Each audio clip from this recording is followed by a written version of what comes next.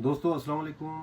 कुम बावा तमाम दोस्त जिन्होंने पिछला मेरा पहला जो सबक था उसका हीरा गाना का उसे देखा, उसे लाइक किया और मुझे बड़ी खुशी हुई कि काफ़ी लोगों का जापान भर से बल्कि पूरी दुनिया से कई लोगों ने एक खुशी का इजहार किया कि जापानीज़ लैंग्वेज पढ़ने और लिखने के लिए जो मैंने कि ये कदम उठाया ये बड़ा मुफीद होगा उन लोगों के लिए। तो मुझे इसलिए मज़ीद हौसला मिला है कि मैं इस सिलसिले को जारी रखूं।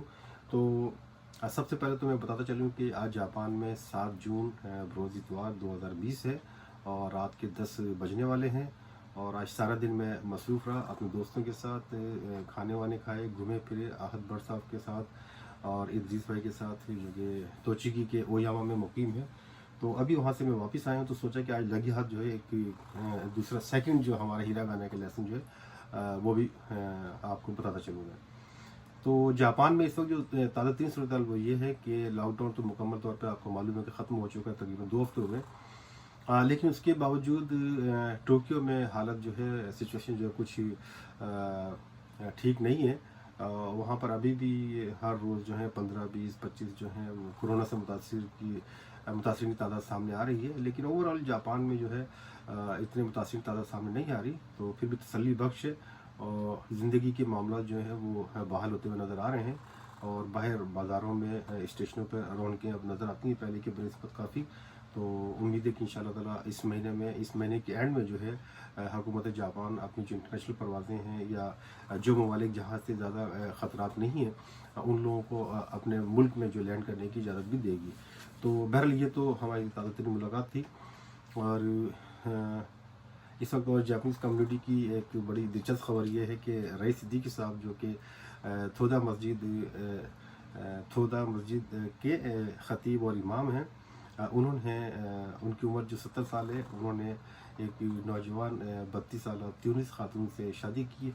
और वही आजकल जो है हमारी पाकिस्तानी कम्युनिटी जो है जापान में उसमें वो ज़ेर बहस है और उनकी जो ज़ात है या उनकी शादी का जो है वो मौजू जो है ज़हर बहस है और बहुत गर्मा गर्म है। तो उसकी तफसीलात में जाने की ज़रूरत नहीं है। तो चूँकि हर इंसान को, हर शख्स को वो आज़ाद है उसको अपनी शादी करने का, जब चाहे शादी करे, जिससे चाहे शादी करे।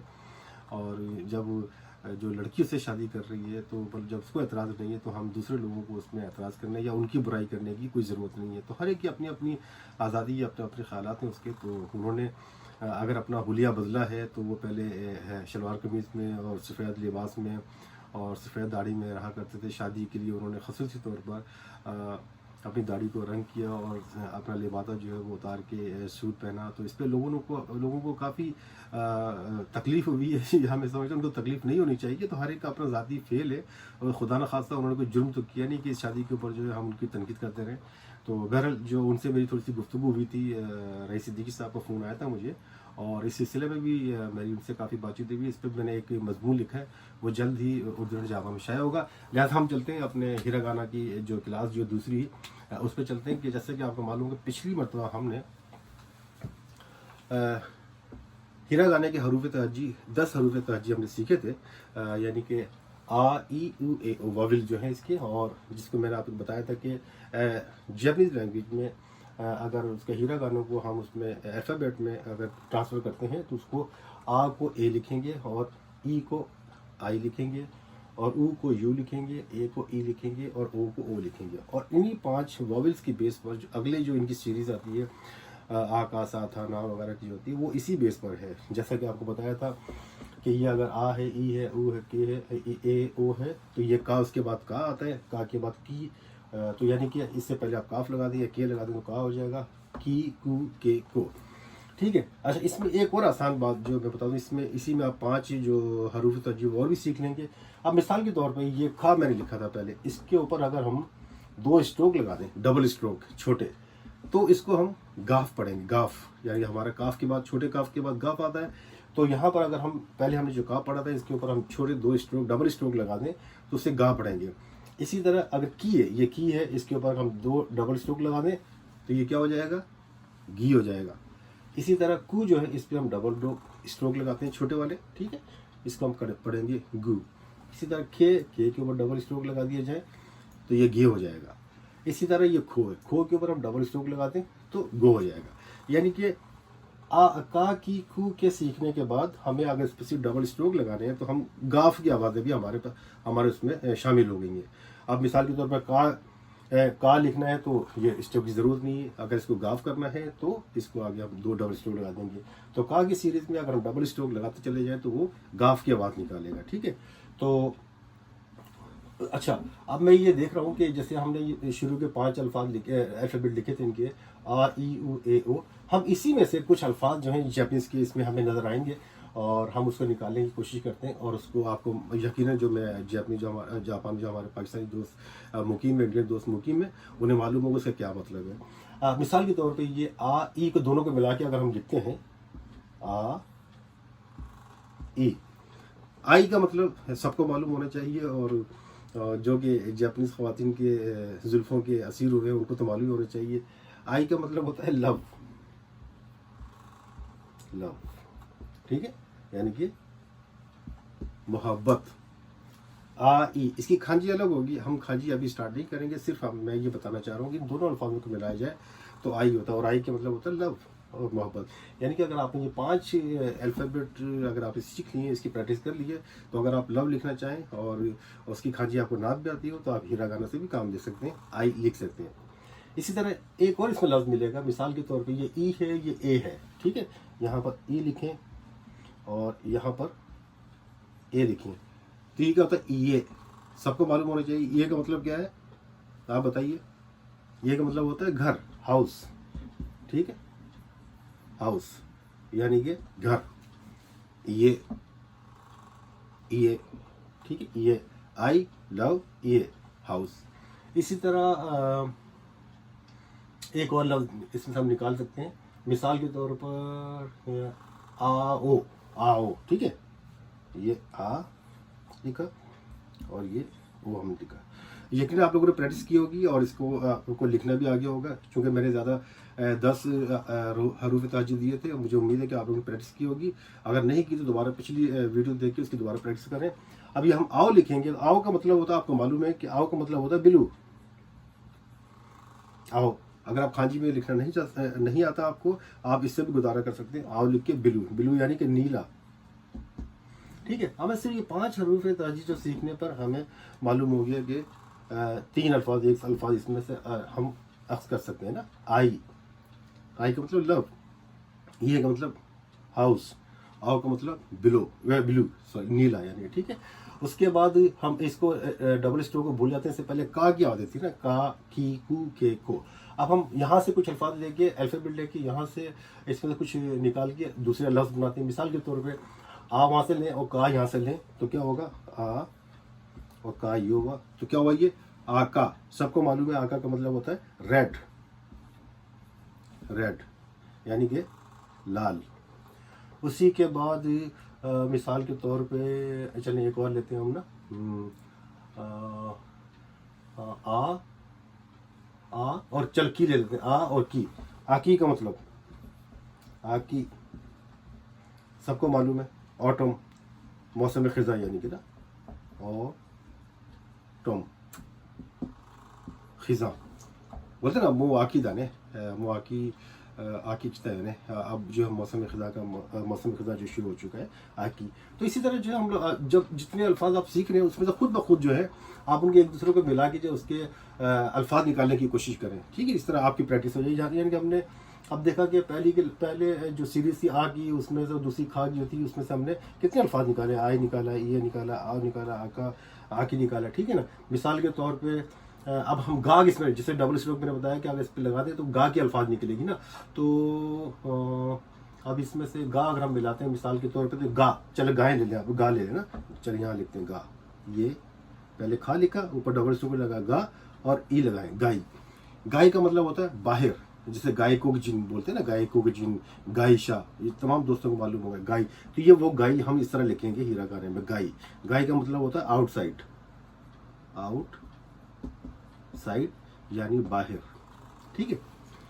जब हम खांजी लिखना शुरू करेंगे फिर हम इसकी खांजी भी लिखेंगे। तो मैं फिलहाल चाहता हूँ कि इसमें अल्फाज आपको याद हो जाए कि इसमें से हमने कितने अल्फाज सीखे हैं, ठीक है।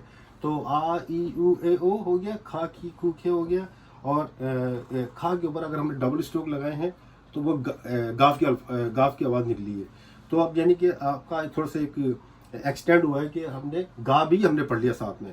काफ जाहिर आप जहन में आ रहा होगा काफ तो आगे गा कब आएगा, तो यानी कि इसके ऊपर डबल स्ट्रोक लगाएंगे तो ये गाफ की आवाज़ें निकलना शुरू हो जाएंगी। ठीक है, गाफ की आवाज़ निकलेंगी। तो हम मैं इसको मिटा के उसके बाद ये सब आपने लिख लिया होगा। इसके बाद जो हम लोग कोशिश करते हैं कि अगले 5 जो है अल्फ़ाबेट और सीख लें।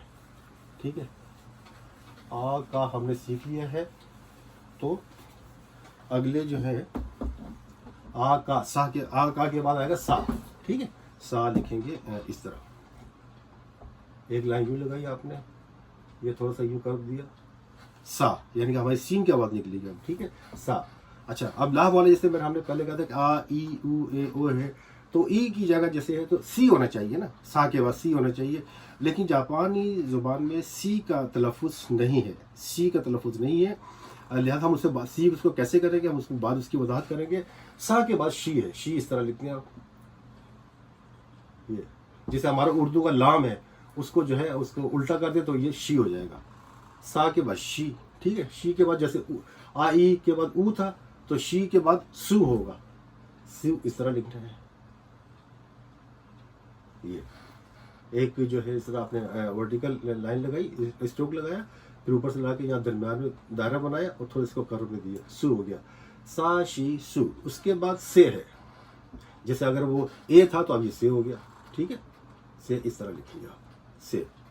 और सो आखिरी में ओ था तो ओ की जगह आप सीन की आवाज़ निकल रही है तो सो आना चाहिए। और सो जो बहुत आसान है, जैसे ये हम लोग अपना हे लिखते हैं इस तरह, मैं कहा बहुत आसान है ये ना, छोटा सा जो है इसको दाल की तरह बनाए फिर नीचे इसको हे बना दें तो ये सो कहलाता है। ठीक है, यानी कि ये हो गया सा, ये सॉरी ये हो गया शी। ठीक है, आई लिखेंगे, ठीक है ना, ये शी, ई नहीं लिखेंगे हम, शी, शी इस तरह लिखेंगे। और सु जो है एस यू, सु हो गया। और से जो है एस ई से। और सो जो है एस ओ। यानी कि आप ये देख रहे हैं कि वावल जो पहले में थे आ ई उ ए तो इसमें आ रहे हैं आ ई उ ए सो। चूंकि ये सा की सीरीज है, सीन की सीरीज है, हमने पहले एस लगा दिया। ठीक है, हर जगह एस लगा दिया, और यहाँ शी की जगह एस एच लगा दिया तो शी हो गया। ये एक्चुअली यहाँ पे सी होना चाहिए असूलन तो, जिस तरह के आ ई उ ए है, लेकिन यहाँ पे चूंकि जापानीज तलफ़ुज़ में जो है वो सी का तलफ़ुज़ नहीं है, उससे हम शी लिखते हैं यहाँ पर, सा शी सु से सो। यानी कि अब हमने 4 सीरीज सीख ली है, आ का सा 3, और गा खा के ऊपर डबल स्ट्रोक लगे तो गा हो गया। ठीक है, तो सबसे पहले आ का आ ई उ ए ओ, और उसके बाद खा की खू खे खो, उसके बाद डबल स्ट्रोक लगाएंगे तो गा गी गू गे गो, उसके बाद सा शी सु से सो। ठीक है, अब मिसाल के तौर हम इनमें से अल्फाज निकालते हैं, कुछ लिखते हैं कि कुछ जापानीज ऐसा वर्ड है आपके जहन में आ रहा होगा। सबसे पहले आपके जहन में आ रहा होगा सुशी, तो सुशी सु लिख के सु शी, यानी कि सुशी आपको पता है कि वो जापानीज डिश है, सुशी जापानीज डिश है सुशी, सुशी। और उसके बाद अब मिसाल की तरफ आ हम लें और यहाँ से सा लें, आ यूं लिखेंगे और सा ये लिखें तो क्या होगा आसा। आसा का मतलब मॉर्निंग, मॉर्निंग सुबह। ठीक है, और ठीक है, और फिर हम दोबारा जब हम सब सीख लेंगे फिर उसमें जो भी अल्फाज निकले आप खुद भी प्रैक्टिस करते रहिएगा कि अब हमने सा शी सु से सो 15 हरूफ तहजी सीख ली है, लेकिन उसमें 5 जो है एक्स्ट्रा हो गए, वो डबल स्ट्रोक लगाने पे का की चीज़ में डबल स्ट्रोक लगाएंगे तो गाफ की आवाज़ आ गई है। इसी तरह हम मौके से फायदा उठाते हुए इसके ऊपर भी डबल स्ट्रोक लगाते हैं, सा की सीरीज के ऊपर भी। ठीक है, डबल स्ट्रोक लगाएंगे, सा के बाद जा कहलाएगा, ये सा के बाद जा कहलाएगा, जेड की आवाज़ निकलेगी। ठीक है, याद रखिएगा जा। और इसके ऊपर डबल लगाएंगे, शी के ऊपर डबल लगाएंगे तो जी होगा। ये वैसे तो जी होना चाहिए, लेकिन चूंकि सी नहीं था इसलिए ये जी होगा। ठीक है ना, तो सी शी है तो इसको 2 लगा दिए तो जी की आवाज़ निकलेगी। ये जा, ये जी। और ये सु है तो डबल स्ट्रोक लगा दिए तो जू। इसी तरह से है, से पे हम डबल स्ट्रोक लगाएंगे तो ये जे होगा, जे, यानी कि जेड ई जे। इसी तरह सो है, इसके बाद डबल स्ट्रोक लगा देंगे यहाँ पर तो ये जो कहलाएगा, यानी कि हम ये सा लिखा हुआ ना, सा लिखा है पहले, ये इसके ऊपर हमने डबल स्ट्रोक लगा दिया सा के ऊपर तो वो एस की जगह जेड हो जाएगा, वो जेड सा, ठीक है। ये शी हमने पहले लिखा था यहाँ पर, ये शी है, इसके ऊपर अगर हमने स्ट्रोक लगाए तो ये जी हो जाएगा, जी जे आई, जी होगा, याद रखिए बताइए ना, ये ऐसा हट जाएगा, इसकी जगह जी हो जाएगा। क्योंकि सी के अल्फाज, सी की तलफ़ुज़ नहीं है, इसलिए शी लिखा, और शी को अगर हम ऊपर डबल स्ट्रोक लगाते हैं तो वो जे के बाद निकाल जाएगा, जी हो जाएगा ये। अब याद रखें जे के लिए आपके पास ये खान ये अल्फ़ाबेट आ गया, ठीक है। इसी तरह जू है, तो ये पहले सू था, अब इसमें डबल स्ट्रोक लगाए हैं तो ये जू हो गया, जू, जेड डबल जू नहीं लिखेंगे, जेड यू ऊ लिखेंगे, चूंकि ये ऊ है, जू। इसी तरह जे पहले से ऐसे था, अब इसकी एस की जगह हमने जेड लगाते चले जाना, ये जे हो गया। इस तरह सो ये था, इस एस ओ सो, इसकी जगह हम जेड और ओ लगाएंगे, ये जू हो जाएगा। तो आज हमने खा के ऊपर डबल स्ट्रोक लगाए तो गाफ की आवाज़ भी हमारे पास आ गई, और उसका हमने फिर अगला जो 5 दूसरे जो एक सीरीज सीखी है सा की, सा शी सू से सो, उसके ऊपर अगर अपने डबल स्ट्रोक लगाएं तो वो जेड की आवाज़, जाल की आवाज़ भी निकल आएगी। तो मैं समझता हूँ कि आज इतना काफ़ी है, और इसी को याद रखें। तो अब मैं क्या करता हूँ, इसको मिटा के पूरे जो अभी तक जो हमने सीखे हैं वो हरूफ ताजी यहाँ पे लिख देता हूँ मैं, ठीक है, ताकि आपको याद हो जाए, और इसकी आपको प्रैक्टिस करनी है। आप खुद इसमें से जो है अल्फाज बनाने की कोशिश करें कि जितने आपने सीख लिए, उसकी खांची ना सीखें अभी भले, लेकिन सिर्फ आप जो है वो हिरागाना भी लिखते चले जाए। सबसे पहले हम आ से, ठीक है, शुरू करेंगे ना, आ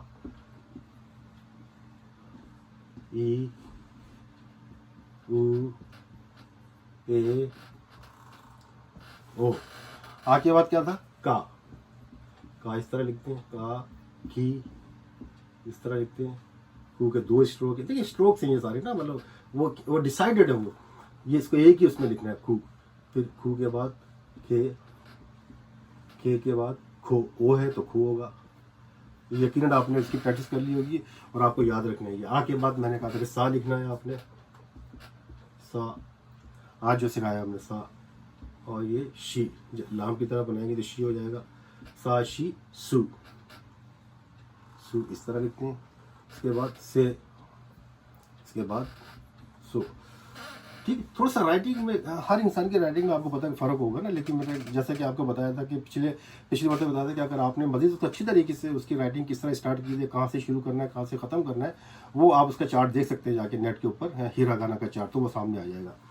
तो अब हमने 15 हरूफ ताजी हो गए, इसलिए मैंने आज ज़्यादा से नहीं सिखा रहा, क्योंकि इसमें हमने गाफ की आवाज़ का भी निकाल लिया और जेड का भी निकाल लिया, ठीक है ना। तो आ ई उ ए ओ, खा की कू खे खो, सा शी सू से सो, और अगर हम इसको डबल स्ट्रोक लगाते चले जाएंगे तो ये गाफ की आवाज़ निकाल देंगे सब।